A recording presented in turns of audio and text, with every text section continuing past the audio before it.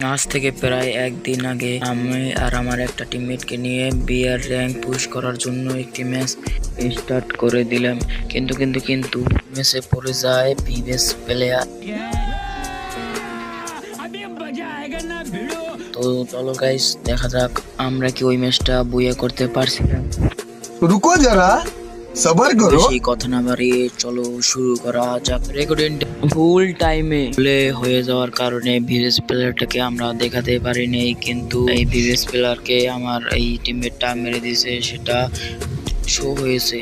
এই প্লেয়ারটা ভিভেস প্লেয়ার টিমের একজন প্লেয়ার ছিল।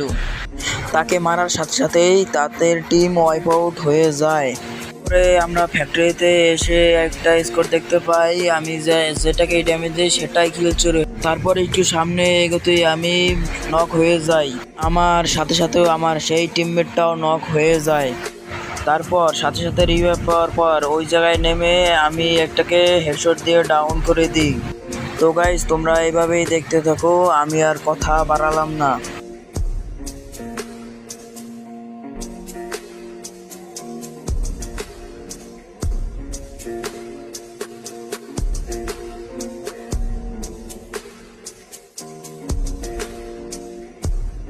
ও মনে হয় আমাকে দেখে ভাবছে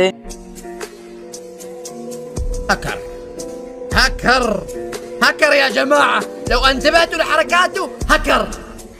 তারপর একটু সময় আসার পর একটা টিমকে ওয়াইপ আউট করে দিলাম। তারপর সামনে এসে দেখি দুটো প্লেয়ার প্যাক হয়ে বসে আছে।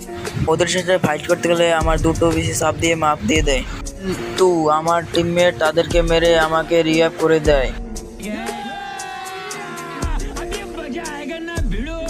রিভাইভ পাওয়ার সাথে সাথে একটু সামনে এগোতেই আমাদের ম্যাচটা বুয়া হয়ে যায়।